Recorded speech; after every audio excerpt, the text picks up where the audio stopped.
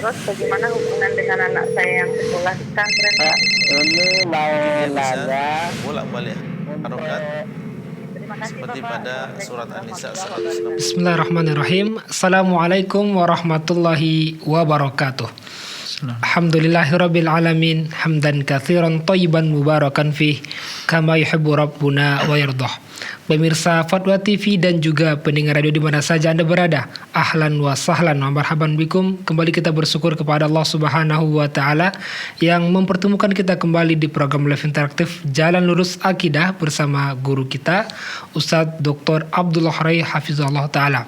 Kemudian salam dan salam semoga curahkan kepada Nabi kita yang mulia, Rasul tercinta Nabi Muhammad sallallahu alaihi wasallam, juga kepada keluarga beliau, para sahabat beliau, serta orang-orang yang setia mengikuti sunnah beliau hingga akhir zaman. Allahumma shalli ala Muhammad wa ala ali Muhammad.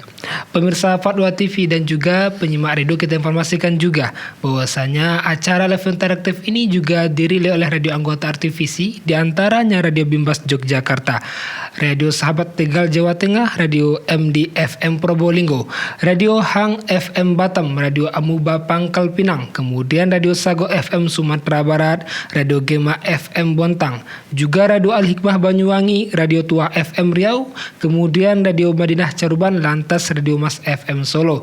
Terima kasih jazakumullah khairan yang telah ikut serta dalam acara ini. Dan untuk bertanya langsung pemirsa dan juga penyimak radio bisa menanyakan di nomor 0331 5446087 0331 5446087. Dan sebelum kita merespon pertanyaan yang telah masuk, Alhamdulillah telah bersama kita di studio Jember Fatwa TV pemateri kita pada kesempatan ini Ustadz Dr. Abdullah Rai Hafizahullah taala yang merupakan salah seorang anggota Dewan Fatwa Perhimpunan Al-Irsyad. Kita sapa beliau. Assalamualaikum Ustadz. Waalaikumsalam warahmatullahi wabarakatuh. Kaifahalukum Ustadz? Alhamdulillah bikhair. Gimana antum? Taib, alhamdulillah. Alhamdulillah, masya Allah. Baik Ustadz, sebagaimana biasa Ustadz, Ya. di awal-awal atau sebagai pembuka kita minta berupa nasihat Ustadz. Nah. Tafadhol. Baik. Bismillahirrahmanirrahim. Alhamdulillah Rabbil Alamin. Wa asyhadu an la ilaha illallah wahdahu la syarikalah. Wa asyhadu anna Muhammadan abduhu wa rasuluhu sallallahu alaihi wa ala alihi wa sahbihi wa tabi'ina lahum bi ihsanin ila yaumiddin wa sallama tasliman katsiran, amma ba'd. Para pemirsa Fatwa TV yang dimuliakan oleh Allah, kita semuanya mengetahui tentang keutamaan para ulama di dalam agama kita. Di dalam sebuah hadis Nabi SAW mengatakan, Inna al-ulama warathatul anbiya. Sesungguhnya para ulama mereka adalah pewaris para nabi. Dan ini menunjukkan bahwasanya mereka adalah orang-orang yang sangat dekat kedudukannya dengan para nabi dan juga para rasul. Karena yang namanya pewaris, dia adalah yang paling dekat dengan yang diwarisi. Sebagaimana seandainya ada di antara kita yang meninggal dunia, maka yang menjadi ahli waris adalah yang paling dekat dengan dia, istrinya atau suaminya, anak-anaknya. Nabi SAW mengatakan, Innal ulama warathatul anbiya. Sesungguhnya para ulama mereka adalah pewaris para nabi. Selain menunjukkan keutamaan para ulama, maka ucapan Nabi SAW ini menunjukkan tentang bahwasanya seseorang dinamakan sebagai seorang ulama apabila yang dia sampaikan kepada umat adalah memang yang berasal dari Nabi SAW, Al-Quran dan juga Sunnah, dengan pemahaman yang benar, yaitu pemahaman para sahabat radhiyallahu ta'ala anhum. Maka itulah yang dinamakan dengan ulama. Adapun seseorang yang dianggap sebagai orang ulama atau dianggap sebagai orang yang berilmu, Akan tetapi yang dia sampaikan sebagian besarnya adalah perkara-perkara yang tidak diajarkan oleh Nabi SAW. Mengajarkan perkara-perkara yang baru, ibadah-ibadah yang baru yang tidak diajarkan oleh Rasulullah SAW, akidah yang baru yang tidak pernah diyakini oleh Rasulullah SAW, maka tidak dinamakan sebagai seorang ulama. Dan kita diperintahkan untuk menghormati dan menyadari kedudukan yang tinggi yang Allah SWT berikan kepada para ulama. Bahkan Nabi SAW mengabarkan, laisa minna man lam yuwakkir kabirana wa la yarham saghirana wa ya'lam li'alimina haqqahu.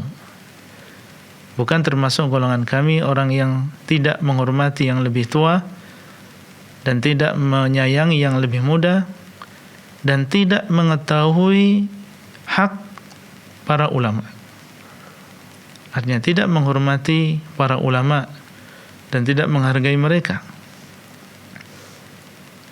Kita sebagai umat Rasulullah SAW yang mengikuti jalan beliau, mengikuti petunjuk beliau, maka kita diharuskan untuk menunaikan hak para ulama dengan cara menghormati dan juga menghargai mereka.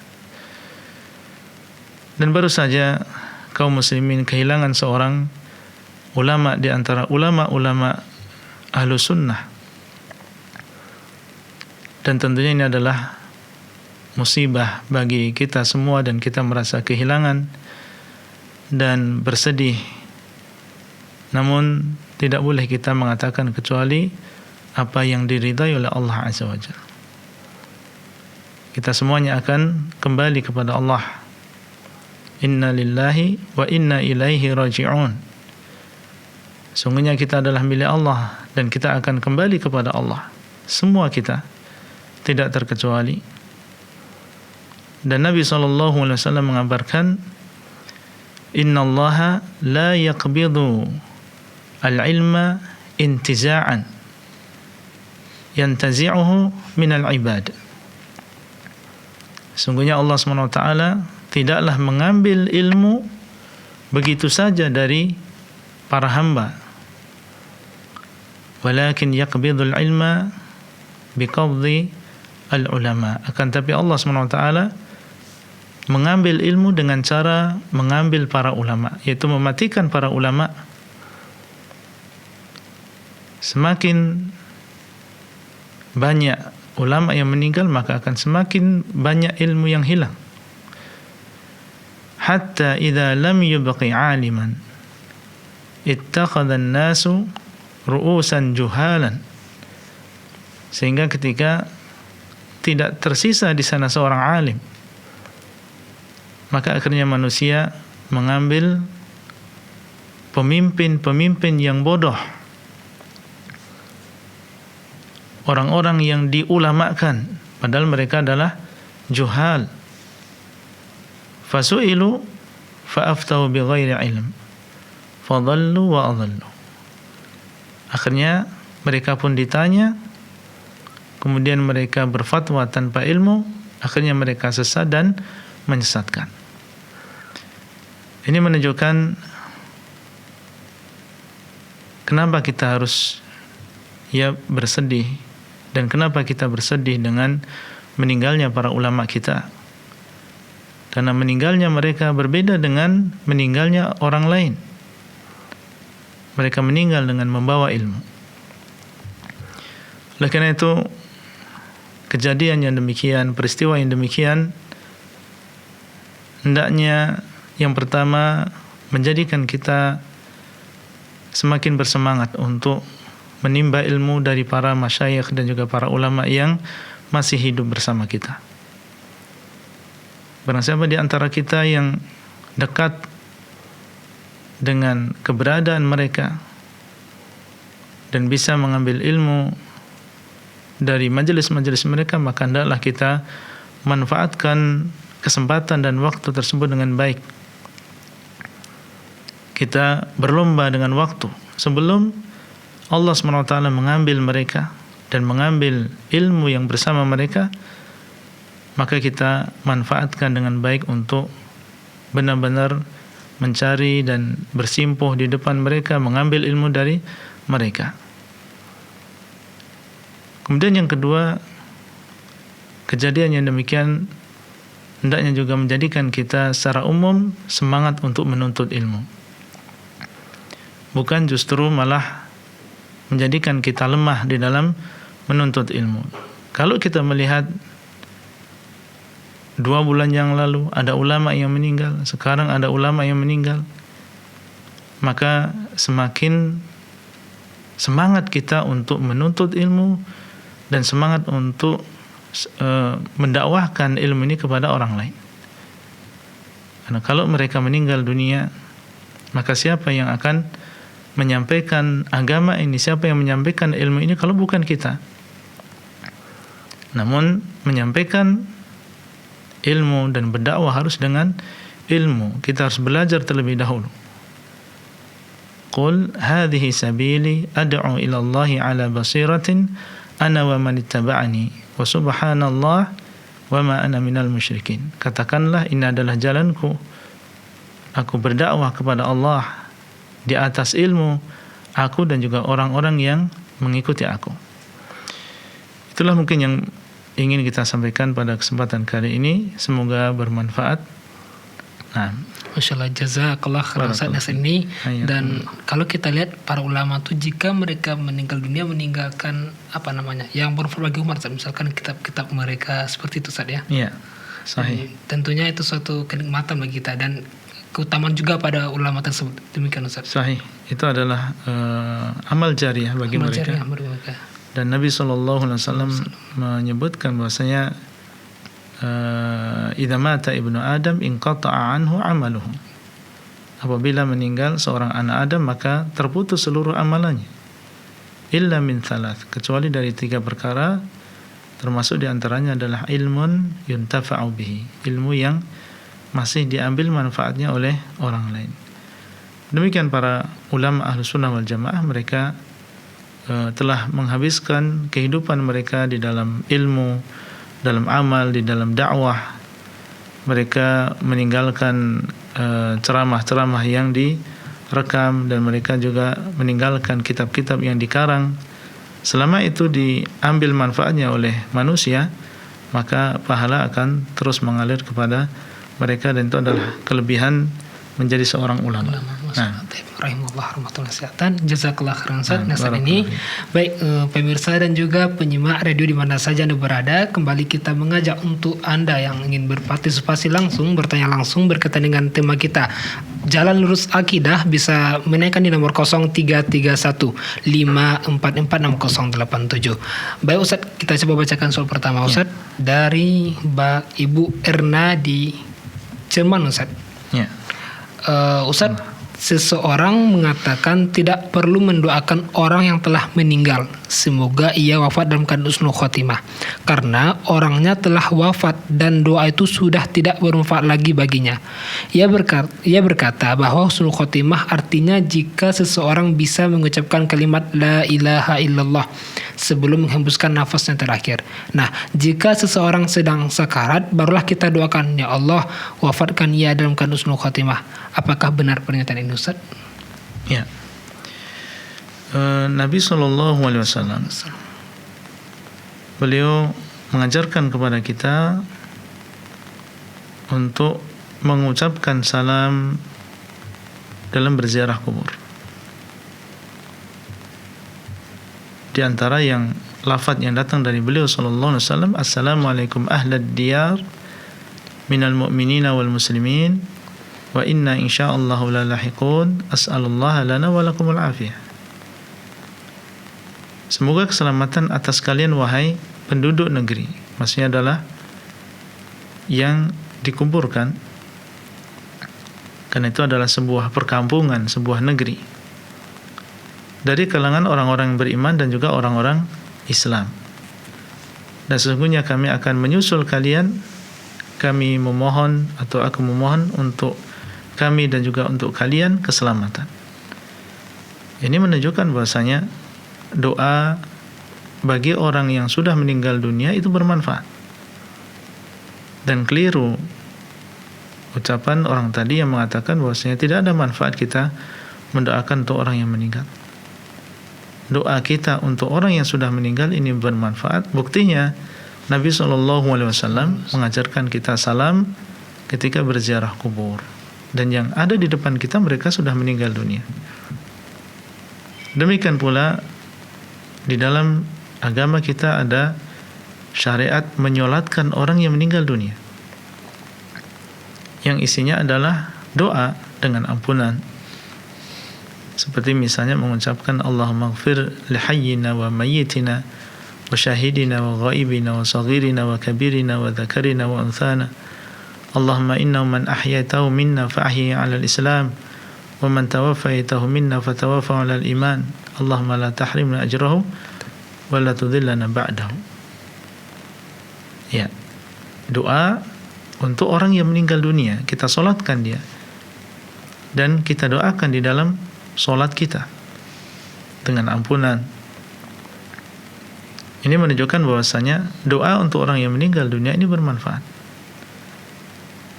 Ya, kalau memang ini sudah tetap dari Nabi SAW, maka jangan kita menoleh kepada ucapan manusia, ya, yang tidak ada dasarnya.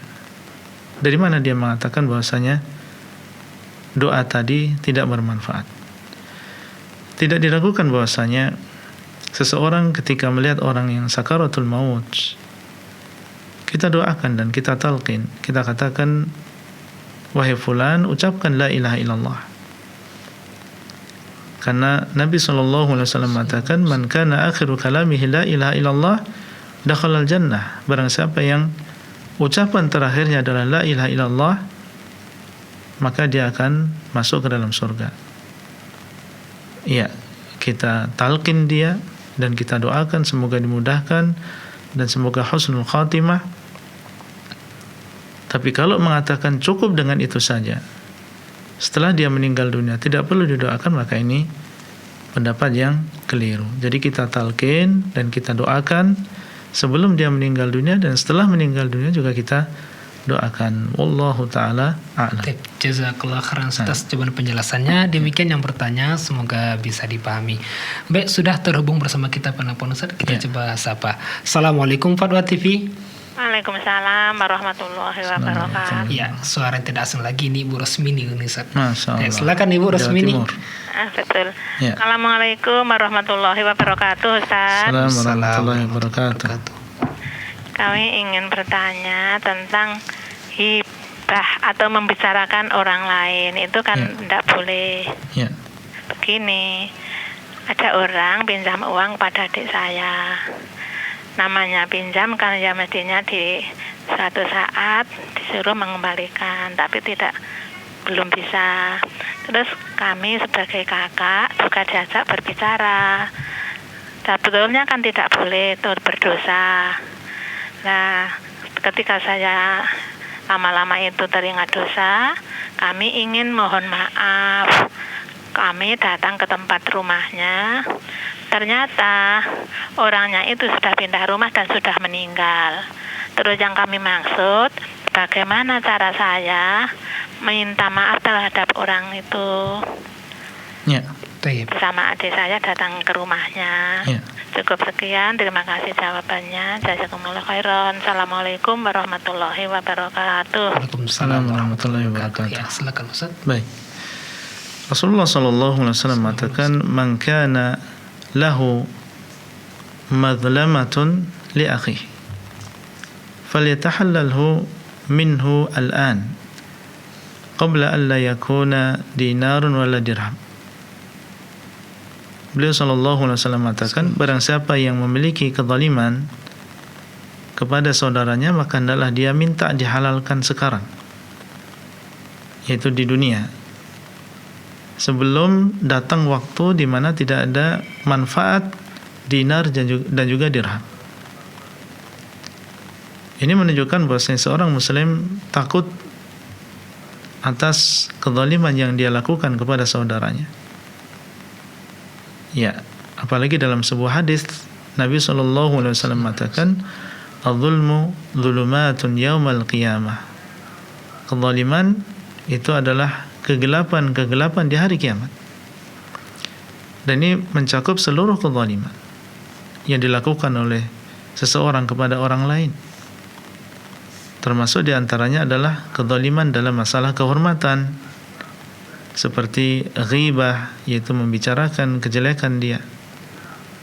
Dzikruka akhaka bima yakrah, engkau menyebutkan kejelekan saudaramu, atau menjelek-jelekkan dia dengan perbuatan kita atau dengan ucapan kita, maka ini adalah termasuk kezaliman. Ya ayyuhalladzina amanu la yaskhar qaumum min qaumin asa ayyakunu khairan minhum. Wahai orang-orang yang beriman, janganlah sebagian kaum menjelekkan sebagian yang lain, mengolok-olok sebagian yang lain. Mungkin yang diolok-olok lebih baik daripada yang mengolok-olok. Dan Rasulullah SAW mengatakan, al-muslim akhul muslim, la yadhlimuhu wa la yahqiruhu. Seorang muslim itu adalah saudara muslim yang lain, tidak boleh dia menzaliminya dan tidak boleh dia menjelekkannya. Apa yang terjadi berupa ghibah tentunya adalah sebuah dosa dan sebuah kezaliman, maka kita harus minta dihalalkan. Dan karena yang kita zalimi, yang kita ghibai, bila sudah meninggal dunia, maka yang bisa kita lakukan adalah mendoakan. Yang bisa kita lakukan adalah mendoakan. Kita doakan dengan doa yang baik sebanyak-banyaknya. Misalnya dengan mengatakan, ya Allah, ampunilah dosa si fulan. Ampunilah dosa si fulan. Ya Allah, rahmatilah dia. Luaskanlah kuburannya. Masukkan dia ke dalam surga ya Allah, dan selamatkan dia dari neraka. Jagalah keluarga dia yang ditinggal. Kita doakan dengan doa-doa yang baik, dan kita perbanyak doa-doa tersebut. Semoga dengan demikian Allah SWT mengampuni dosa kita, karena kita sudah menyesal atas perbuatan kita, dan kita punya i'tikad baik untuk meminta maaf. Cuma qadarullah, orang tersebut sudah meninggal dunia. Maka seperti yang tadi kita katakan, kita doakan dengan doa yang banyak sampai kita merasa kita sudah membalas beliau. Wallahu taala a'lam.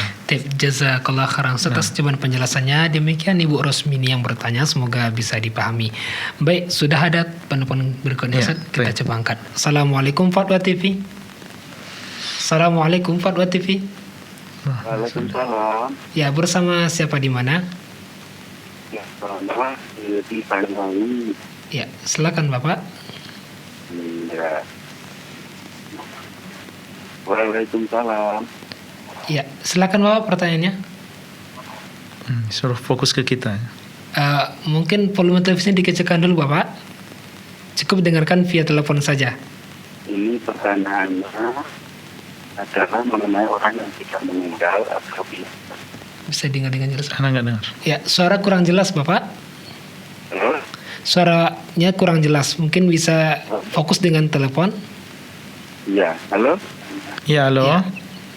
Ya. Silakan Pak Subiono. Mengenai orang yang tidak meninggal dunia. Meninggal. Kalimat meninggalnya kedengaran. Gimana, diulang pertanyaannya? Iya, pertanyaannya ini tentang orang yang sudah meninggal dunia. Ya, orang yang sudah meninggal dunia. Baik, terus? Ya, itu kita itu antum fi syuhada Allah fil ardi, ya kan? Kita menanyakan tentang orang yang sudah meninggal dunia. Nah, ya, kita ini kan sebagai saksi. Antum syuhada Allah fil ardi, ya kan? Ya. Ini ada orang meninggal dunia, tapi dia nggak pernah sholat, ibadah, tapi orang menyaksikan dia meninggal dunia dalam keadaan baik, gitu, ditanya 3 kali. Itu bagaimana hukumnya? Apa kita harus mendoakan? Apakah kita harus bagaimana didoakan? Apakah sudah didoakan? Ya. Bisa ditangkap Ustaz? Yang saya tanyakan. Baik. Terima kasih Pak Ustadz. Assalamualaikum. Waalaikumsalam warahmatullahi wabarakatuh. Ya, terima kasih Pak Subiono di Banyuwangi, Jawa Timur. Silakan Ustaz. Ya. Allah SWT mengatakan tentang orang-orang musyrikin ya. Fa in tabu wa aqamus salata wa atawuz zakata fa ikhwanukum fid din. Apabila mereka bertobat, mendirikan salat, membayar zakat, maka mereka adalah saudara kalian di dalam agama. Para ulama menjelaskan ini menunjukkan bahwasanya orang yang tidak salat maka dia bukan saudara kita. Di dalam ayat yang lain ketika para penduduk surga bertanya kepada penduduk neraka, "Ma salakakum fi saqar?" Apa yang menjadikan kalian masuk ke dalam jahanam? Qalu lam naku minal musallin. Mereka mengatakan kami dahulu bukan termasuk orang yang salat. Dan Nabi SAW mengatakan, ya, bainana wa bainahum tarkus salah. Antara kita dengan mereka, yaitu orang-orang kafir, adalah meninggalkan salat. Al-ahdu alladhi bainana wa bainahumus salah, faman tarakaha faqad kafar. Perjanjian antara kita dengan mereka adalah salat. Maka barang siapa yang meninggalkan salat, sungguh dia telah keluar dari agama Islam. Maka ini menunjukkan tentang bahayanya orang yang meninggalkan salat. Kalau dia meninggalkan salat secara keseluruhan, maka ada di antara ulama yang mengatakan dia telah keluar dari agama Islam.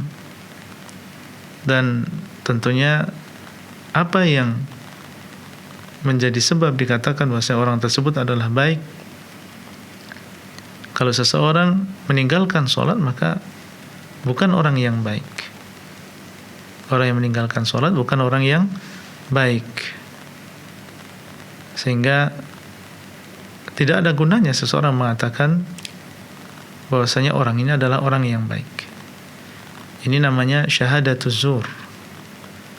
Ini adalah persaksian yang palsu. Allah SWT demikian di dalam Al-Quran mengatakan tentang orang-orang yang meninggalkan salat. Dan Nabi SAW juga demikian. Lalu bagaimana kita sebagai seorang muslim mengatakan yang sebaliknya, mengatakan bahwasanya dia adalah orang yang baik, padahal Allah dan juga Rasulnya tidak mengatakan demikian. Salat ini adalah rukun Islam, bahkan dia adalah rukun Islam yang kedua setelah dua kalimat syahadah. Dan orang yang meninggalkannya maka dia dalam bahaya yang besar. Sampai ada di antara ulama yang mengatakan dia telah keluar dari agama Islam kalau dia meninggalkan seluruh salat. Maka tidak benar. Ya, dan tidak bermanfaat orang yang mengatakan bahwasanya orang tersebut dalam keadaan baik, dan ini adalah syahadatuz zur. Ini adalah persaksian yang palsu. Wallahu ta'ala a'lam. Baik, jazakallah khairan atas jawaban penjelasannya. Demikian yang bertanya, semoga bisa dipahami. Dan sudah ada telepon yang masuk saat kita coba angkat. Assalamualaikum Fatwa TV. Waalaikumsalam warahmatullahi wabarakatuh. Bersama siapa di mana? Hamba Allah dari Bogor, Pak. Ya, silakan Bapak. Waalaikumsalam warahmatullahi wabarakatuh, Pak Ustaz. Assalamualaikum warahmatullahi wabarakatuh. Ahlan wa sahlan, kaifahalukum? Bukhair. Waalaikumsalam, ahlan wa sahlan. Mas Bilal kayaknya nih. Insyaallah, insyaallah. Waalaikumsalam Pak Ustaz, waalaikumsalam, masyaallah. Hayyakallah. Gimana, sehat Mas? Alhamdulillah, gimana Pak Ustaz? Pada sehat? Alhamdulillah. Keluarga sehat? Alhamdulillah. Mampir ke Bogor Pak Ustaz, mampir. Insyaallah kapan-kapan. Barakallah fiik. Sudah apa namanya Ustaz ya? Sudah apa? Ya, silakan Bapak. Sering ketemu. Barakallah. Ya. Ustaz Silakan, Bapak. minta doanya buat Kak Fatma. Kak Ustaz sampai sekarang masih sakit. Doakan kalau ada waktu Syafahullah. doakan mudah-mudahan Kak Fatma insyaallah dicabut Ya. sakitnya, diberi kesehatan insyaallah, mudah-mudahan jadi kebaikan Pak Ustaz. Ya, semoga Allah SWT memberikan kesembuhan kepada beliau. Insyaallah. Ya. Pak Ustaz mau nanya ini. Ya. Apa fenomena di keluarga nih Pak Ustaz, Ya. Itu insya Allah udah tahu lah kayak gimana keluarga anak. Ya. Jadi yang anak mau tanyakan, apakah anak salah kalau anak tetap di sini memberikan nasihat sekemampuan anak. Adapun yang anak hadapi di sini, ya pada dasarnya menganggap dirinya itu benar. Artinya tetap dinasehatin, tapi timbal balik dari nasihat itu, yang dinasehatin tetap merasa diri benar. Tapi anak di sini lihat penyambungan silaturahim, Pak Ustadz. Apakah di sini sebaiknya gimana, Pak Ustadz? Tetap berjalan seperti nasihatin, terus nasihatin apa gimana, karena melihat surat An-Nisa itu ayat pertama, Pak Ustadz, jadi bertakwa kepada Allah, tetap menjaga silaturahim gitu, Pak Ustadz. Yeah.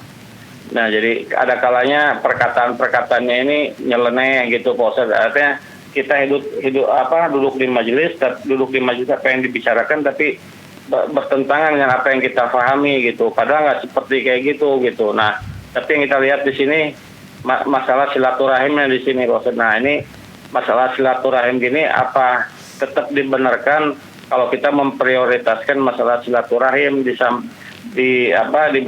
balik penjelasan yang nyeleneh tadi gitu. Ya.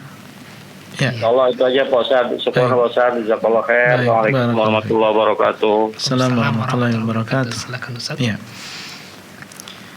Allah SWT mengatakan, wal 'asri innal insana lafi khusr illa alladziina aamanu wa 'amilus shalihat wa tawashaw bil haqqi wa tawashaw bis sabr.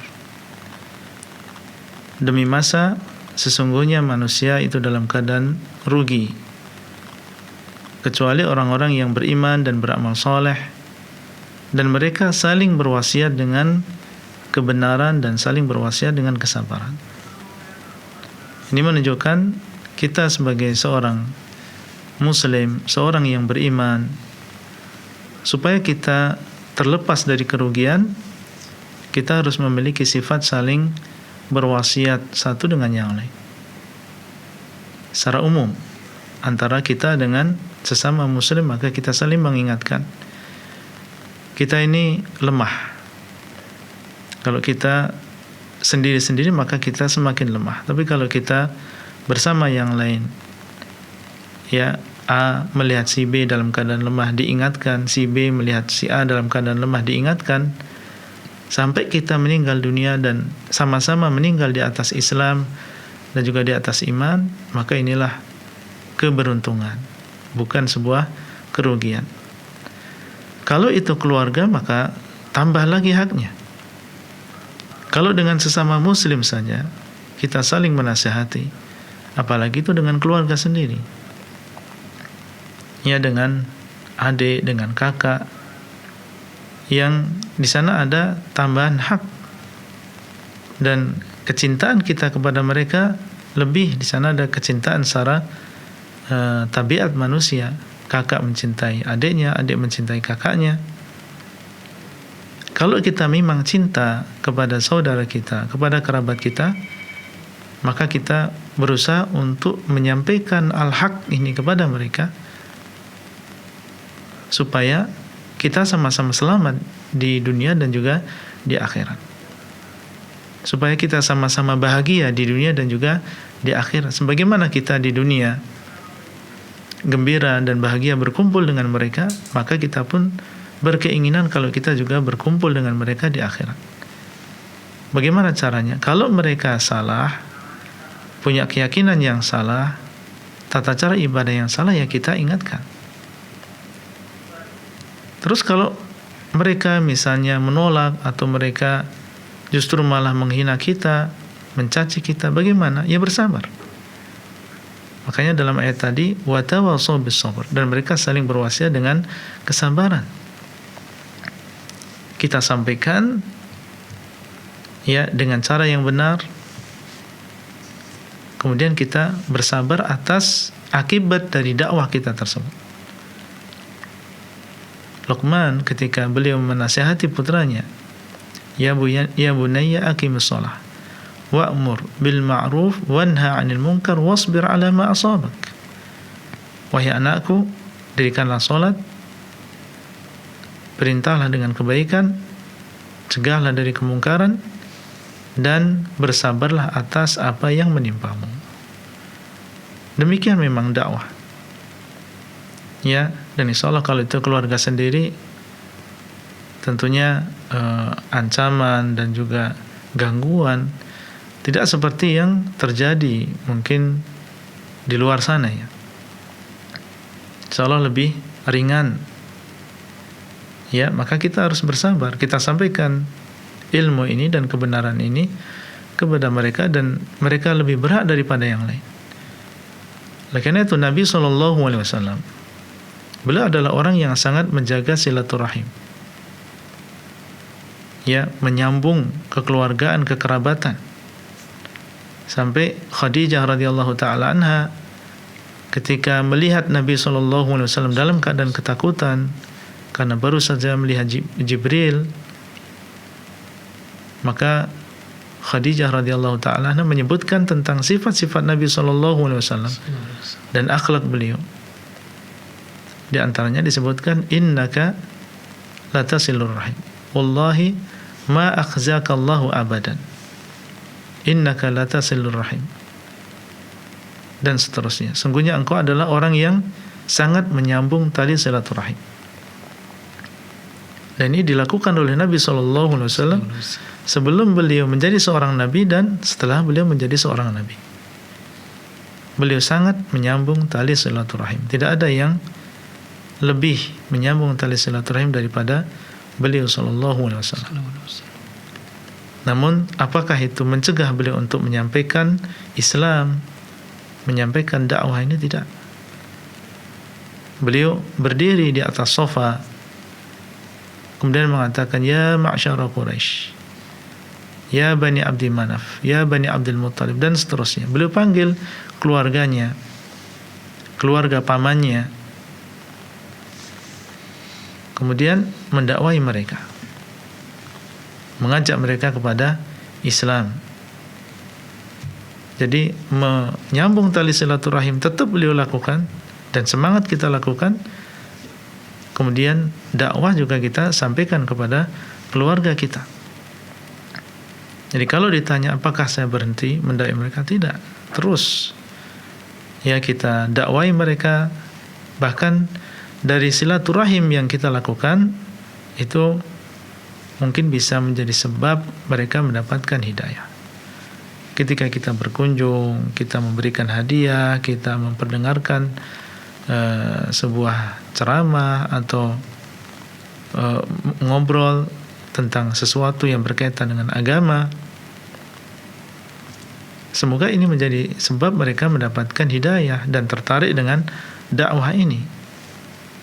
Dan ini banyak yang seperti itu. Terkadang kita bersilaturahim dan kita tidak menyampaikan apa-apa, tapi ketika mereka melihat akhlak dan semangat kita, sementara di sana banyak pemuda, banyak keluarga yang mereka sudah lalai tentang masalah silaturahim. Ya, mereka sibuk dengan dunianya.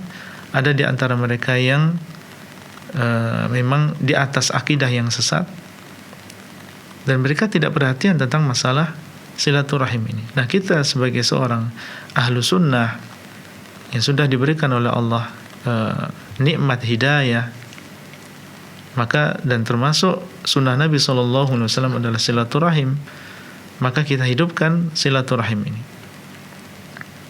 Terkadang saudara kita berada di luar pulau, beda provinsi misalnya, tapi kok kita mau-maunya datang ke sana. Sementara ini zaman banyak orang yang memutus tali silaturahim. Ya, mereka jarang, apalagi sampai mengunjungi saudara yang jauh hanya untuk menanyakan kabarnya, hanya untuk mengetahui tentang keadaannya. Ini jarang sekali.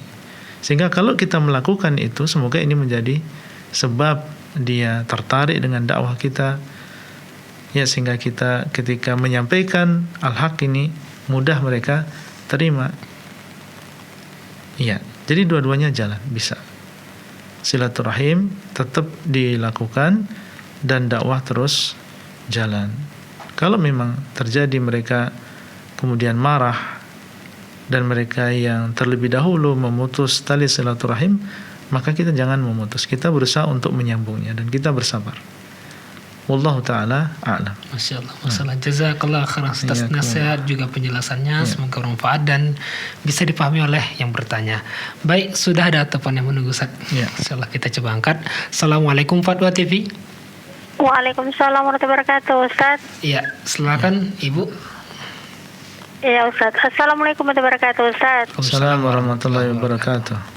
Ana mau bertanya tentang ini, Ustaz. Kita kan paham sunnah ya, Ustaz ya. Namun di keluarga kita kan tidak paham tentang sunnah, Ustaz. Lalu kita kan masih mau mencari pasangan hidup, Ustaz ya, yang sesuai dengan sunnah kan, Ustaz. Lalu kita kan menemukan dia cuman di pahaman di keluarga ini kan mereka tidak memahami tentang sunnah gitu, Ustaz. Bagaimana cara bertemu dengan pasangan, bagaimana kita mengetaaruf itu kan, Ustaz. Itu bagaimana, Ustaz? Kalau di keluarga itu kan tahunya lamaran, menikah dan sekian-sekian sebagai tanggal-tanggal yang bid'ah gitu kan, Ustaz. Ya. Sedangkan di keluarga kita itu yang memahami bid'ah gitu, Ustaz. Yang paham sunnah cuma anak sendiri gitu, Ustaz. Haruskah kita menentang peraturan di orang tua kita sendiri ataukah bagaimana gitu, Ustaz? Ya. Takutnya kan terjadi salah paham di kita dan keluarga kita dan calon keluarga yang baru gitu, Ustaz. Ya. Tolong penjelasannya ya, Ustaz. Ya. Assalamualaikum warahmatullahi wabarakatuh. Waalaikumsalam warahmatullahi wabarakatuh. Silakan Ustaz. Ya, Allah SWT mengatakan fattaqullaha mastata'tum. Hendaklah kalian bertakwa kepada Allah sesuai dengan kemampuan kalian. Kita bersyukur alhamdulillah yang telah memberikan hidayah kepada kita di tengah-tengah keluarga yang mereka belum mengenal sunnah ini. Bagaimana cara kita untuk mendapatkan pasangan yang bisa membimbing kita dan bersama-sama berjalan di atas sunnah ini?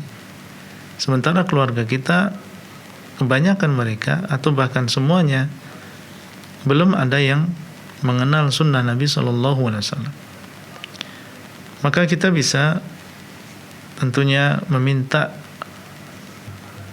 pertolongan dan minta bantuan dari ikhwah dan juga para akhwat yang ada di sekitar kita. Meskipun keluarga kita belum mengenal sunnah, tapi di sana ada saudara-saudara kita yang sama-sama sudah mengenal sunnah.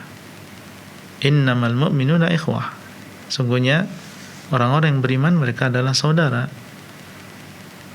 Tidak ada masalah kita meminta bantuan kepada mereka, kepada ustadz yang ada di sana, kepada keluarga yang ada di sana, untuk dicarikan atau dihubungkan dengan seorang ikhwah yang juga dia sedang mencari pasangan, diiringi dengan doa. Jadi kita mengambil sebab dan berikhtiar. Dan alhamdulillah sekarang banyak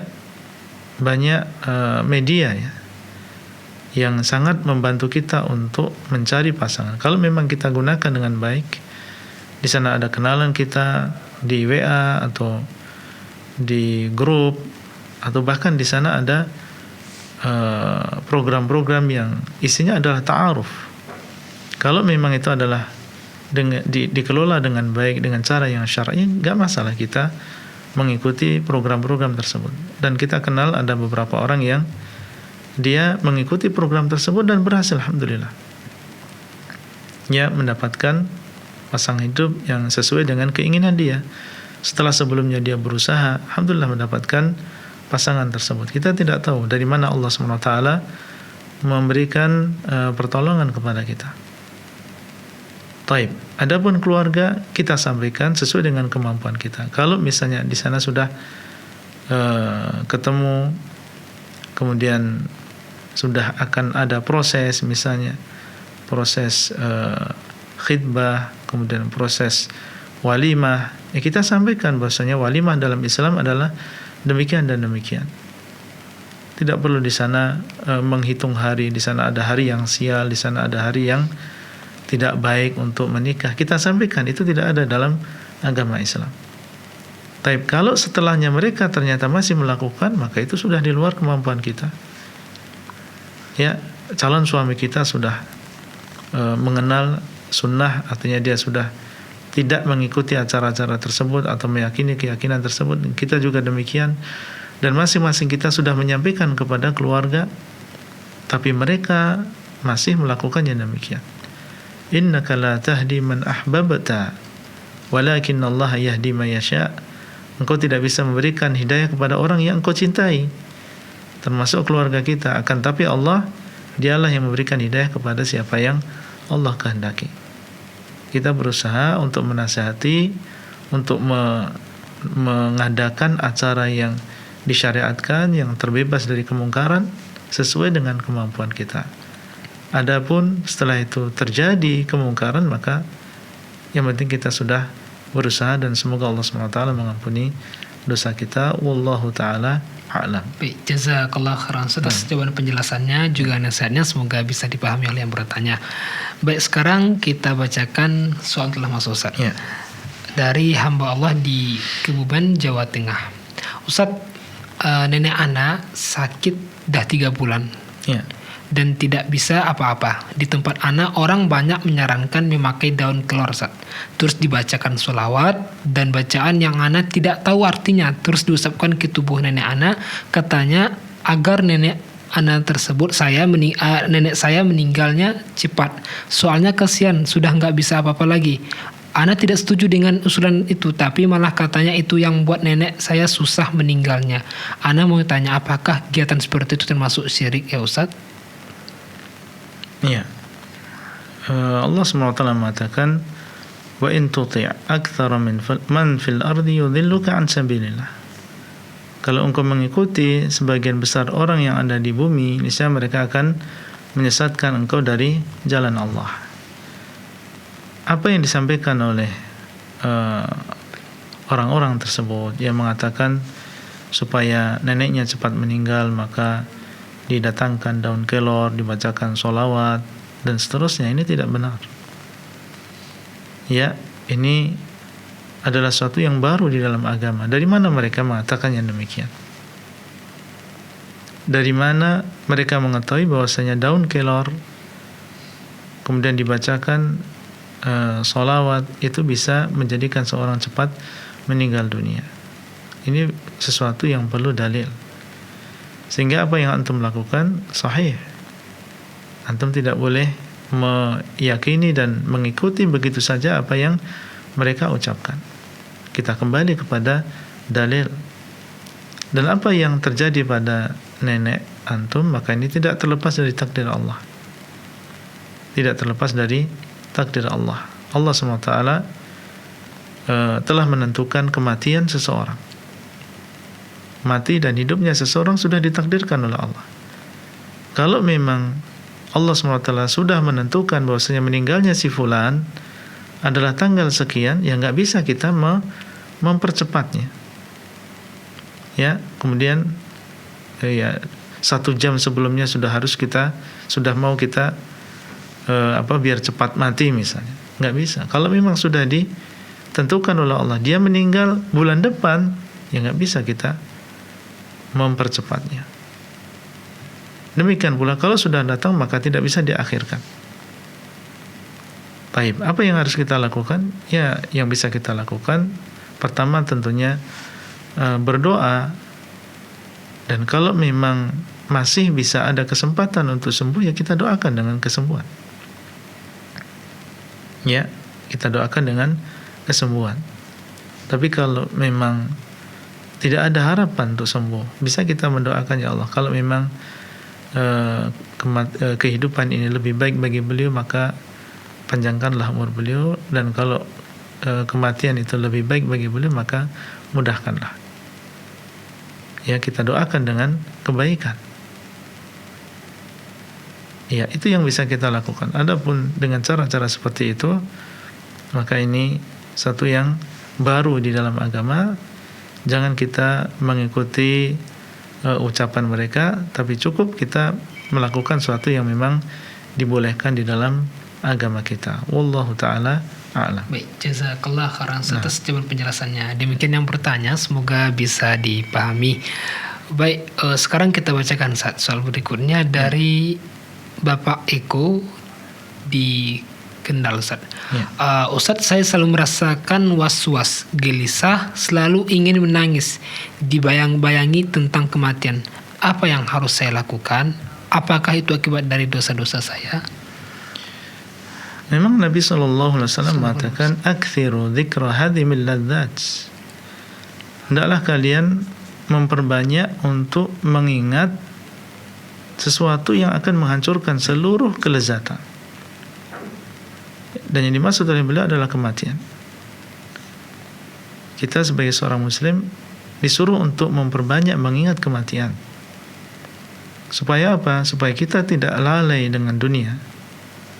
Orang yang lupa mati, maka dia akan sibuk dengan dunianya, akhirnya dia tidak beramal, malas untuk beramal, karena dia merasa dirinya akan lama di dunia, dan dia akan mudah untuk berbuat maksiat dan dosa. Kenapa demikian? Karena dia jarang mengingat kematian. Berbeda dengan orang yang mengingat kematian, sebentar lagi dia akan meninggalkan dunia ini, sehingga dia tidak terlalu menghabiskan waktunya dengan dunia. Dia akan sholat, dia akan bersedekah, dia akan berbakti kepada orang tua, dia akan menyambung tali silaturahim, karena dia tahu bahwa dia akan kembali kepada Allah. Ini adalah sikap seorang muslim. Jadi apa yang terjadi? Antum sering mengingat kematian, bagus malah. Kita inginnya juga demikian. Ya, cuma kita banyak yang lalai ya dengan kematian tersebut. Kalau memang Allah SWT memberikan karunia kepada antum sehingga banyak mengingat kematian, maka ini bagus dan teruskan. Karena demikian diajarkan oleh Nabi SAW. Tapi ingat batas-batasannya. Ya, mengingat kematian yang menjadikan kita semangat untuk beramal saleh dan menjadikan kita takut untuk melakukan kemaksiatan, maka itu adalah batasnya. Adapun seseorang takut dengan kematian kemudian berlebihan, sehingga justru menjadikan dia putus asa dari rahmat Allah, maka ini tidak boleh. Ya, ini sudah berlebihan. Jadi jangan dikatakan ini was-was, tidak, ini kebaikan. Ya, dan menjadikan kita menangis, dan menangisnya karena apa? Menangisnya adalah karena takut akan dosa-dosanya. Kalau dia takut, maka menjadikan dia bertobat, menjadikan dia beristighfar, menjadikan dia beramal soleh, menjadikan dia semangat untuk sholat malam misalnya. Nah, ini bagus yang demikian. Jangan kita namakan itu was-was, karena inilah yang diinginkan oleh Allah Azza wa Jalla. Ya, selama itu adalah tidak ghulu, tidak berlebihan, ya, yang menjadikan kita semangat untuk beramal, menjadikan kita takut untuk berbuat kemaksiatan, maka teruskan. Wallahu ta'ala a'lam. Jazakallah khairan atas penjelasannya. Demikian yang bertanya, semoga bisa dipahami. Sudah ada telepon yang maksud kita coba angkat. Assalamualaikum Pak Dua TV. Ya, assalamualaikum, waalaikumsalam Pak. Ya, bersama siapa di mana? Saya dengan Hartono Pak di Palembang. Silakan Bapak Hartono. Oh ya. Assalamualaikum Pak Ustadz. Assalamualaikum warahmatullahi wabarakatuh. Mau tanya nih Pak, saya kan sholat itu kalau pas saat sujud itu boleh nggak Pak kita berdoa tapi hanya bacaan Allahumma sholli Muhammad, Allahumma sholli ala Muhammad gitu. Karena pada saat sholat itu kan, sholat wajib di masjid itu kan cuma sebentar Pak, sujudnya itu. Nah itu maksud saya, boleh nggak ditambah Allahumma sholli ala Muhammad atau Allahumma sholli wa sallim wa barik ala Muhammad gitu. Nah, maksudnya ketika sujud yang dibaca itu saja, sholawat untuk Nabi saja? Enggak, pertama kan baca biasa subhana rabbiyal a'la kan Pak. Dzikir sujud. Nah, pada saat sujud itu saya tambah Allahumma sholli ala Muhammad gitu. Iya. Tiap sujud boleh enggak gitu Pak? Baik. Cukup Bapak. Ya, syukran jazakallah. Ustaz. Ya. Waalaikumsalam warahmatullahi wabarakatuh. Silakan Ustaz. Nabi SAW mengatakan, aqrabu ma yakunul abdu min rabbih wa huwa sajidun fa aktsaru fihi minad du'a. Ya, keadaan yang paling dekat antara seorang hamba dengan Allah Azza wa Jal adalah ketika dia sujud, yaitu sujud dalam sholatnya. Maka adalah kalian memperbanyak doa di dalamnya.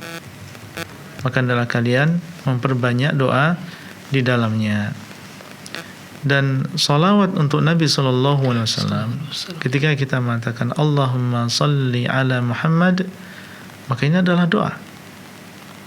Ini adalah doa, yaitu meminta kepada Allah supaya Allah SWT bersolawat untuk nabinya. Kita mengatakan Allahumma salli ala Muhammad, ini adalah doa. Berarti wallahu ta'ala alam, ini masuk dalam ucapan Nabi SAW, fa'akthiru fihi minad du'a. Hendaklah kalian memperbanyak di dalamnya doa. Ya, salawat untuk Nabi SAW dengan lafaz Allahumma salli wa sallim wa barik misalnya, maka ini adalah doa. Kita berharap semoga ini masuk dalam hadis tadi. Cuma yang perlu kita ingatkan di sini, jangan sampai kita meyakini ada keutamaan tertentu bersolawat ketika dalam keadaan sujud, ya, sehingga menjadi sesuatu yang kita biasakan dan kita meyakini adalah sebuah keutamaan. Kalau dilakukan terkadang saja nggak masalah insyaallah, tapi kalau dirutinkan dan diyakini keutamaannya salawat ketika sujud, maka yang demikian ditinggalkan. Doa yang dimaksud oleh Nabi SAW ini umum, ya. Kita doakan untuk diri kita sendiri, kita minta kepada Allah surga, dijauhkan dari neraka, diberikan rezeki yang berbarokah, maka itu yang kita baca ketika dalam keadaan sujud. Kalau terkadang kita ingin mendoakan untuk Nabi SAW dengan salawat, maka insyaallah tidak masalah. Wallahu ta'ala a'lam. Jazakallah khairan atas jawaban penjelasannya. Demikian yang bertanya Pak Hartono di Palembang, Sumatera Selatan. Semoga bisa dipahami. Baik, dan sepertinya sebagai penutup perjumpaan kita di kesempatan ini, masyaallah, jazakumullah khairan atas waktu dan ilmunya bermanfaat. Dan untuk pertanyaan yang belum bisa dijawab di pertemuan berikut insyaallah saja. Jazakumullah khairan wa barakallahu fikum. Ya, pemirsa Fatwa TV dan juga penyimak radio di mana saja Anda berada, tanpa terasa 1 jam bersama-sama kita istighfarah dengan guru kita. Semoga apa yang beliau sampaikan bermanfaat bagi kita semua dan dapat kita amalkan dalam kehidupan kita sehari-hari. Dan tentunya kita mohon maaf kepada pemirsa yang belum bisa kita jawab pertanyaannya, semoga bisa dijawab di pertemuan berikutnya. Dan terus saksikan acara live interaktif Fatwa TV setiap hari Senin hingga Jumat setiap pekannya.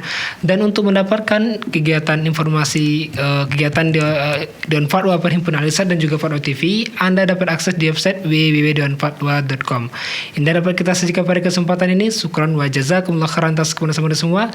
Kita tutup dengan baca doa kafaratul majlis. Subhanakallahumma bihamdika asyhadu an la ilaha illa anta astaghfiruka wa atubu ilaika. Assalamualaikum warahmatullahi wabarakatuh. Ya Allah, terus bagaimana hubungan dengan anak saya yang sekolah di pesantren? Ini mau nanya bolak-balik harokat Terima kasih seperti Bapak. pada surat An-Nisa 164, dan ini adalah